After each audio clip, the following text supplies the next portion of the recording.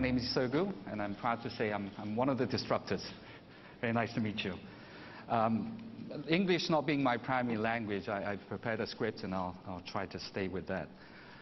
It's a great honor to be presenting to such a distinguished audience today. I would like to thank the GSMA, and especially Director General Anne Bouvereau, for inviting me to speak at this prestigious event. The theme of this panel is mobile disrupted. And as such, I would like to talk about disruption and also innovation in the mobile industry today, seen from an OTT's perspective. It is slow. Here we go. But before we get to that, I think that many of you in the audience may not be familiar with our service. And so let me give you a short introduction of who we are and what we do. Kakao Corporation is a company based in South Korea, across the continent from where we are today. In March 2010, we launched the messaging application called Kakao Talk. A small team of 4 people spent just 2 months to come up with this initial version, almost 4 years ago.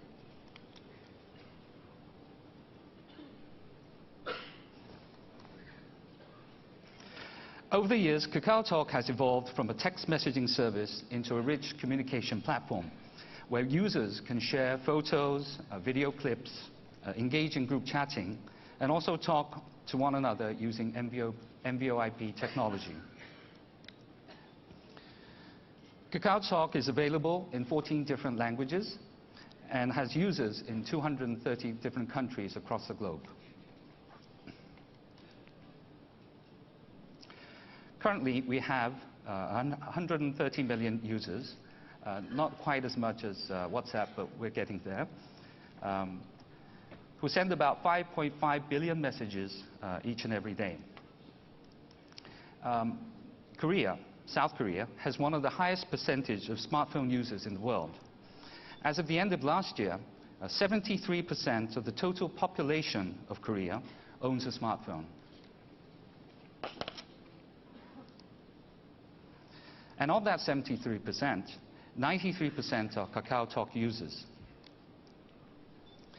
Without any marketing, we were lucky enough to accumulate a concentrated user base in Korea.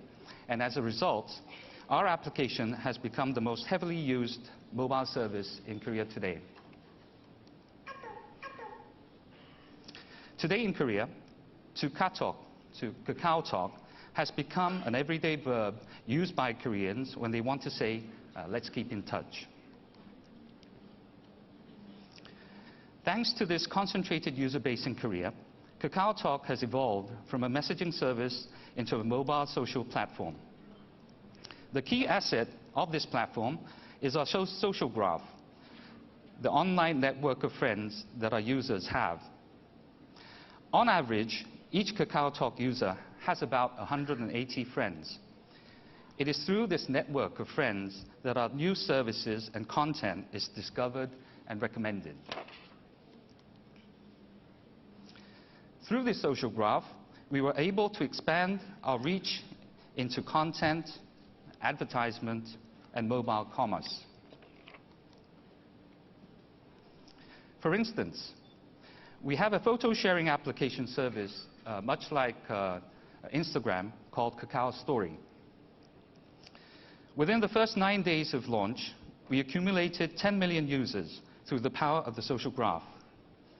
As of today, we have a total of 55 million users, surpassing Facebook in Korea as the #1 mobile SNS. Another example of the power of the social graph is mobile games. By providing games for our users to play together on our platform, 7 games have received more than 10 million downloads, and 2 games have received more than 20 million. Over the year and a half since we provided mobile games, we were able to generate more than $1 billion in total revenue from games, providing a huge revenue source for our gaming partners.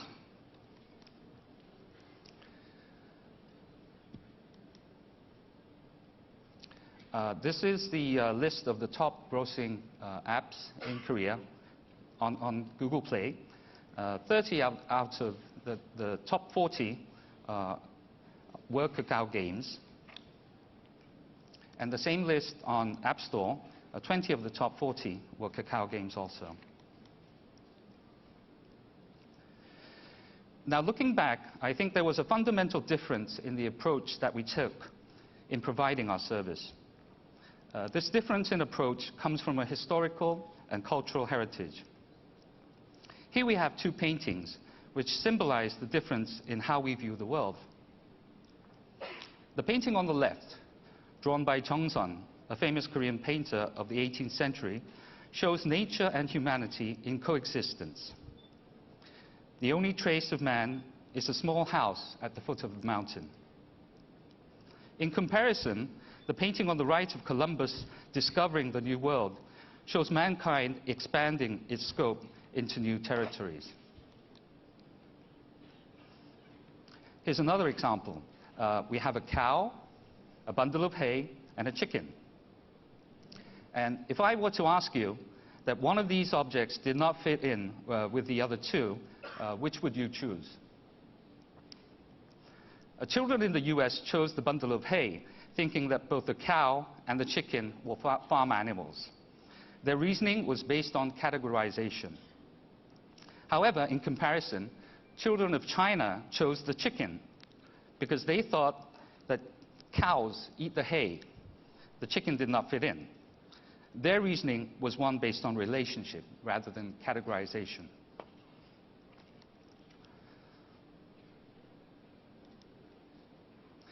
Yet another example. This pictogram was drawn by a Chinese artist, Yang Liu, who spent her childhood in Germany. The blue represents the West, and the red represents the East. It shows that Westerners have a simpler and independent relationship with others, whereas Asians have a more complicated and dependent relationship.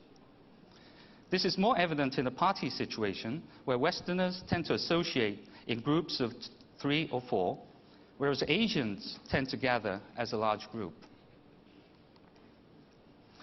As you can see from these examples, the average Westerner thinks in terms of you and I. But in comparison, in the East, we are more conscious of the concept of we, encompassing both you and I. This enlarged concept of we is the spiritual foundation of our service. Rather than thinking about what I can sell to you, we were thinking more in terms of how we, as a collective group, can create value. So we defined our business as one of creating value by connecting people. First, we started with text messaging, but then we thought we could create new value by providing emoticons for our users to express their emotion through cartoons and pictures. New value could be provided to our users by allowing them to play games together, by sharing music, and also by sending and receiving gifts. We are now in the process of creating means for our users to send and receive money through our messaging platform. And so, as you can see, we are working to create shared value with our users and business partners using innovative technology. Our users play an important role in creating this value. We constantly receive suggestions from our users, and this is implemented back into our service. Most of the new features and services are reflections of these user suggestions. We are building our service together with our users. Currently, we are working together with more than 300 artists to provide creative emoticons for our users. We do a 50-50 revenue share with these artists.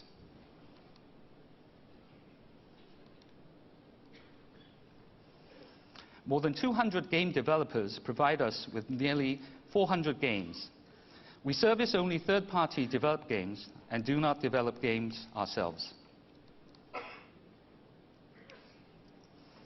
And we work with more than 900 digital content providers to offer quality books, music, video, and other digital content for our users.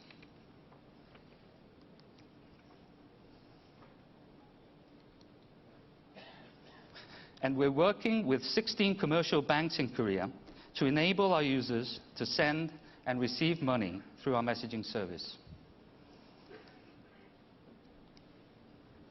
We are also working with major telcos in Southeast Asia to provide data plans in that region for our customers. We hope to expand our cooperation with carriers in other regions and into creating new business models together.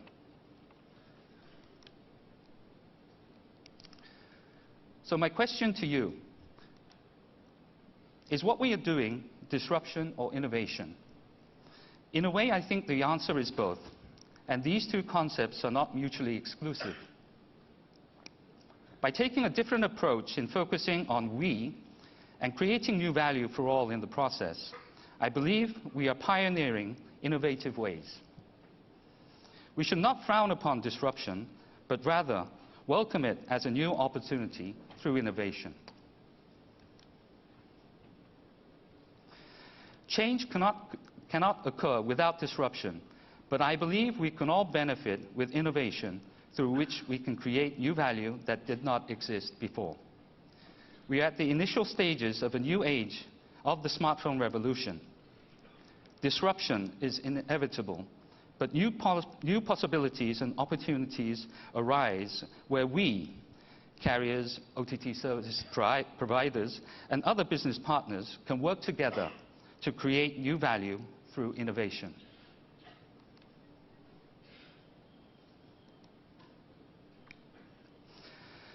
This painting symbolizes the vision I have for the future of the mobile industry. Drawn by the famous Korean painter Sirgoo Lee, it shows a large family working together in an orchard, harvesting tangerines. I sincerely believe that service providers like us can work closely together with carriers, device producers, and other business partners to innovate and create shared value for all. This vision may sound naive, and I'm not saying we should love each other and become a big family, but I think this is the only way for this industry to grow in the future. And I hope all of you in the audience today will share this vision of mine. Thank you very much.